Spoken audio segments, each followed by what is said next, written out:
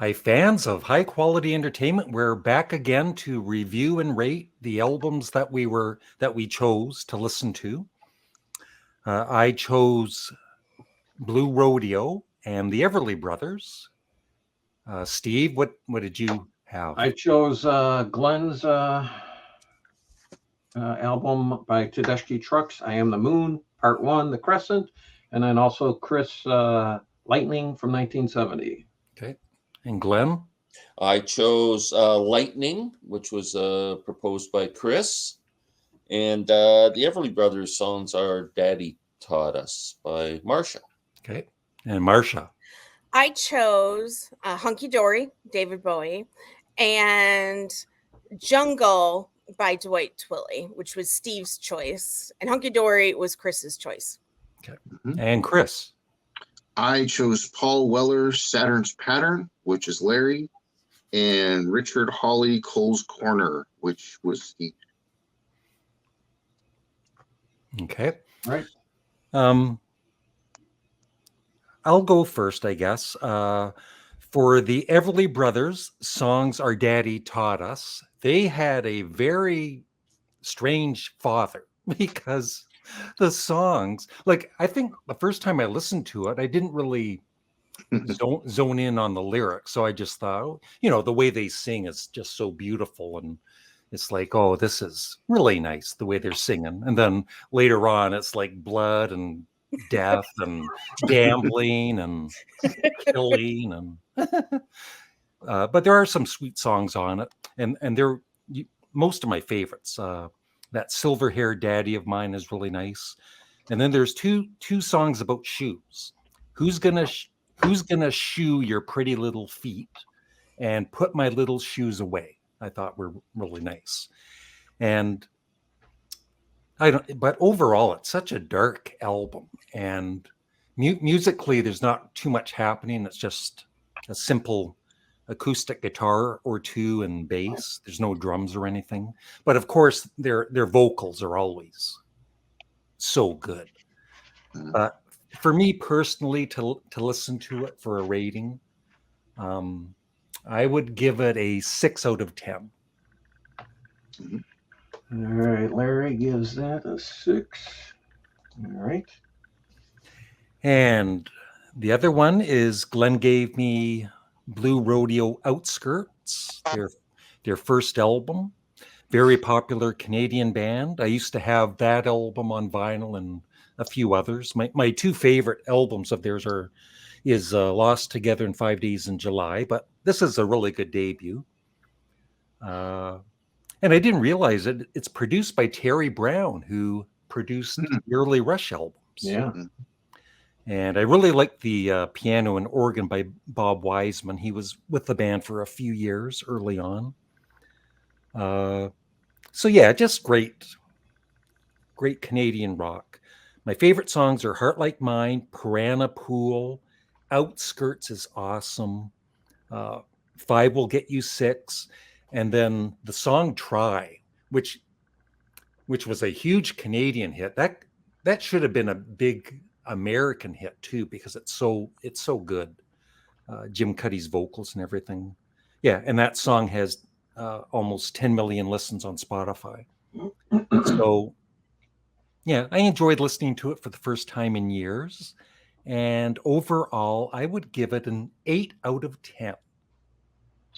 It's an 8 for Larry. Wow, very nice. Yeah, Right. Great band. Are we just going in order on the screen? I'm up next? Yeah, you up next, Steve. Okay, so I chose Tedeschi Trucks Band, the I Am the Moon quadruple. I'm just curious, Glenn, did you present that album because you feel it's the best of the 4, or it's just a starting place for those 4? I think that's the best of the 4 in that set. I don't know if it's their best album overall. Yeah, but the best. I think it's personally, I think it's a great album. Okay, so the best of this. So let's see. First song, Here, My Dear. To me, this is the epitome of a breezy song. I mean, it made me want to I was hoping it was summer. I could just go out into my backyard, hop in my hammock, sip on a mint julep, and I've never even had a mint julep. But then the next song, Fall In, that is probably my favorite song on the album. So now at this point, I've just run out into my backyard and I'm rolling around in the grass with my dog. The third song is I Am the Moon. So now me and Maddie are just rolling around in the grass and we're smoking a joint because that's just the kind of album this is. And then that next song, Circles Round the Sun. I hear a lot of like traffic in that song.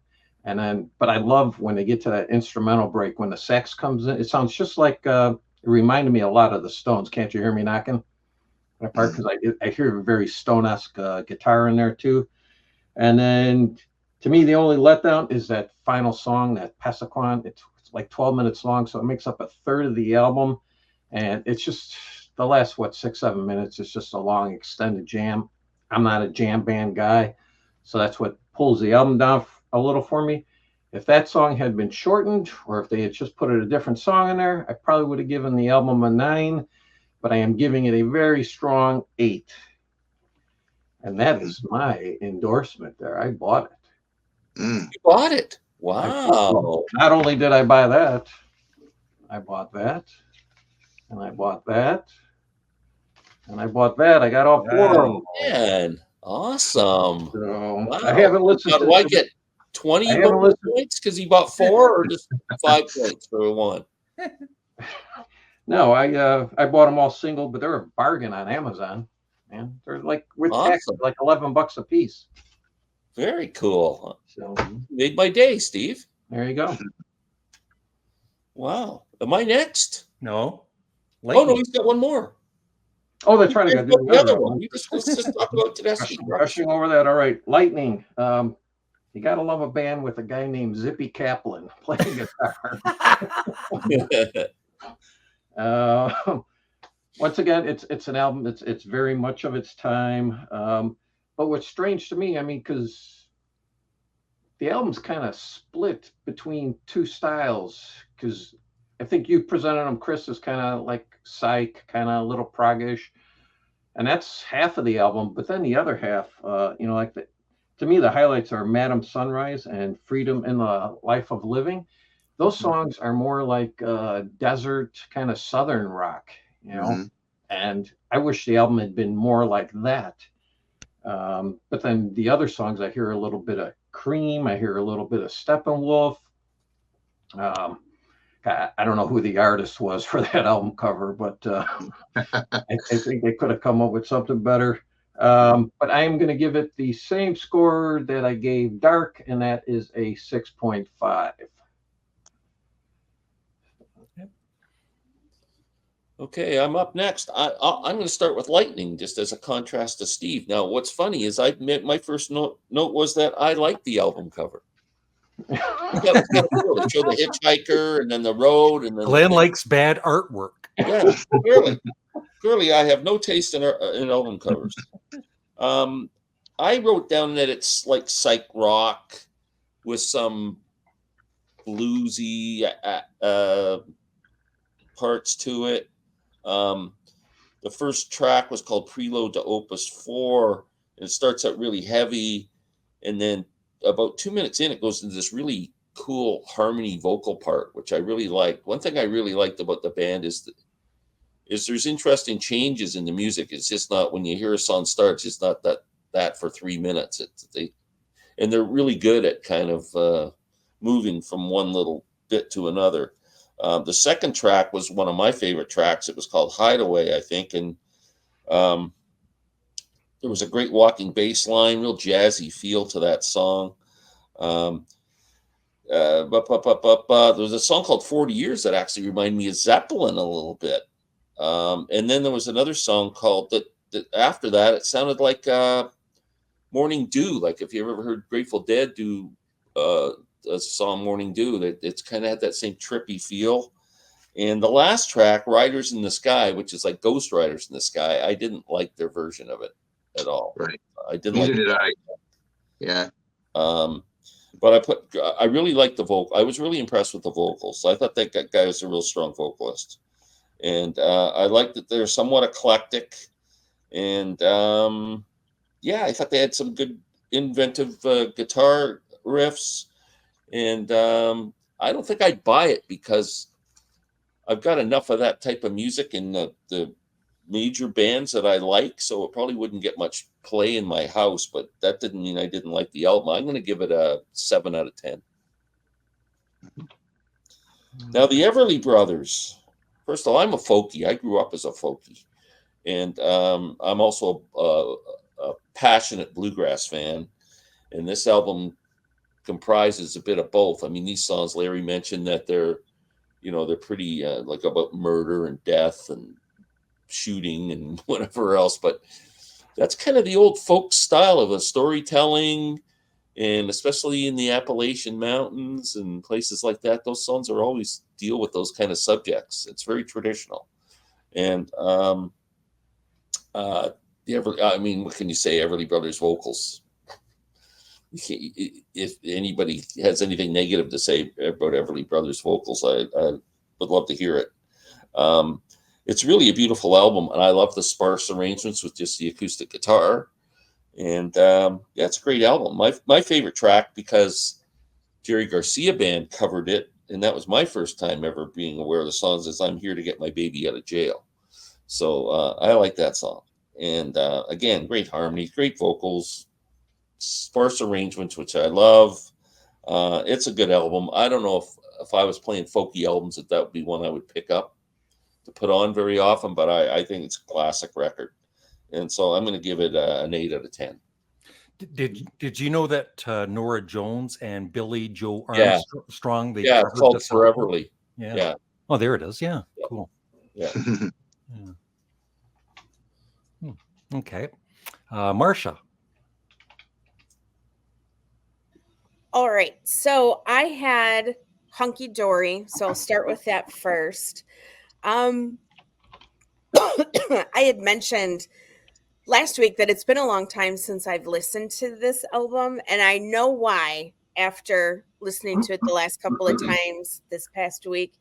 And it's because of Changes, and Changes leads it off. And Changes is a song, unfortunately, I never need to hear ever again in my life, because it has been used in countless news media montages to recognize, changing a decades, years, all of that sort of thing. It's kind of like John Lennon's Imagine. It's on CNN all the time. So Changes just has a bad taste in my mouth anymore because of that. My favorites on the record are Oh You Pretty Things and Queen Bitch. I like Kooks. Bob Dylan is great.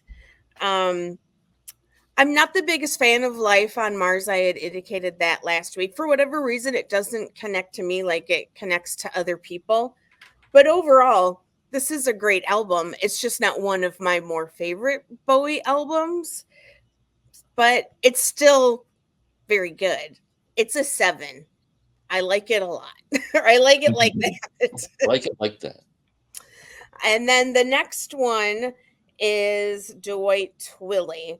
And this album has mostly good songwriting, and it's got a lot of very catchy choruses, Steve.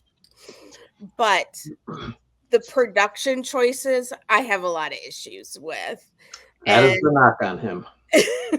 And this album is got this synth that just drives me absolutely insane. It is so forward, and I mean, it knocks you over the head. It is so forward. It distracts from all the other instruments that are going on this album.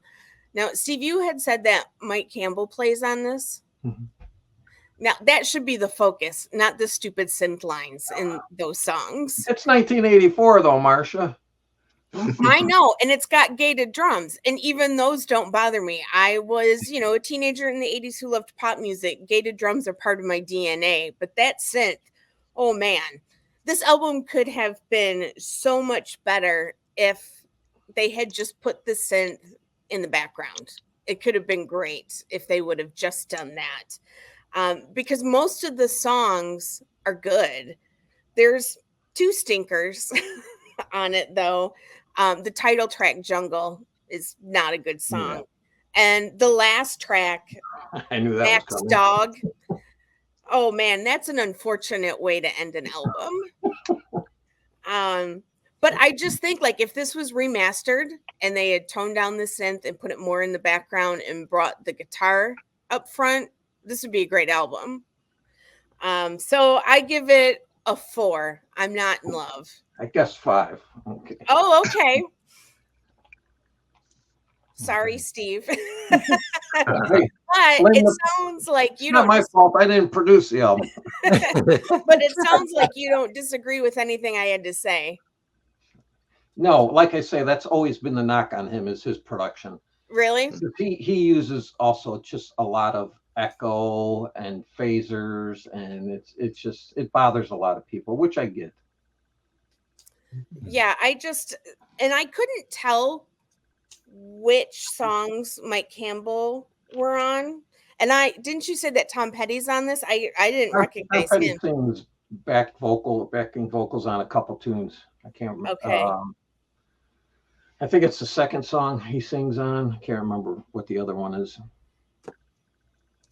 Because I like Long Lovely Night, like I love that chorus. That's super, super catchy. And then Don't You Love Her? Was that Mike Campbell? That was about the only thing I could maybe have guessed as being Mike Campbell. Yeah, I'd have to take a look. Okay.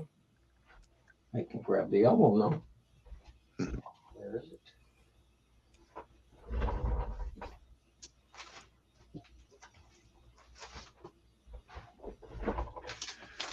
Let's see here.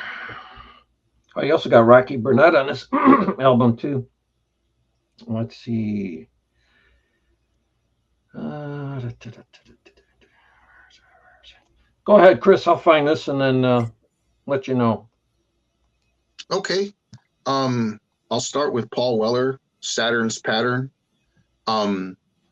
I was trying to think, and as I was listening to him, it dawned on me that he was in Style Council, and I remember them more than I do his, any of his solo work. So this was kind of different for me, but I really liked the fact that, as he continued to age and he continued to mature, that he doesn't stick to things just in the past. Yeah. He's continuously grown. Yeah. He's not afraid of technology. He's not afraid of using different sounds and production styles. And really, that's the biggest note that I put on, this record for me, is that not only are the songs really, really well written, but they're extremely well produced. The one song that I wrote down is Pick It Up. If you put Pick It Up on headphones, they took their time. I mean, mixing and doing everything. It is so well done. And the whole record's like that. There's piano ballads and things like that are great. But all in all, I really liked it. I'm going to give that one an 8 out of 10. Okay. I thought it was really good. Cool. And then Richard Hawley, Cole's Corner. That's a great album. My goodness, there's a lot going on there. You have influences that go from like Nelson Riddle, producing Frank Sinatra. You hear some of that. You hear Daniel Lanois producing like Bob Dylan's Time Out of Mind record. All those just really great sounds and that really great reverb and so forth. And then I did hear, like on the song Tonight, for example, there is a lot of Scott Walker in that man's voice, but I don't feel like he's copying anyone. I don't feel like he's like trying to be anybody except that's him. No, no question. And really, really liked the record. I thought from beginning to end, it sounded like a labor of love. It just was. He wasn't faking it. It's just a really good record. I give that one a 9 out of 10. Wow. What did you give? Paul Weller, I gave an 8 out of 10. Those two really good albums this time. Well, that makes up for Dwight Twilley being cut off at the knees. I challenge any of you guys to listen to that and come up with a different assessment than I did. I don't think I want to hear it. I gotta listen to that Richard Hawley album now. You guys, Yeah. it just got me It's interested. it's a It's fantastic really album. good. I gave It it is. the same score Yeah, as and Chris. that's really a 10 to the rest of us. You know, Yeah. Marsha's giving it a 9. It's a 10. And if I can just take a second, I got this in the mail yesterday from Oh, you did get it. Steve. Very good. He got me some VCLT. He got me a Richard Hawley album. I think this is his last further. It's most recent studio album, yeah. Very nice. So I'll be listening to this afternoon. Thank you, Steve. Mhm. And so that's it, right? It is. That's a wrap. And we'll be back in our next video to present more albums for everybody to review and rank for next. Before we go, Steve also sent me something, but there was no record. He just sent me a note. It just said, Oh, that is so sweet. I love you. Oh, Whatever gets you through the night, Glenn. so make sure to check out all of everybody's YouTube channel and of course Chris's Refresher podcast. The links will be below this video. Bye, everyone.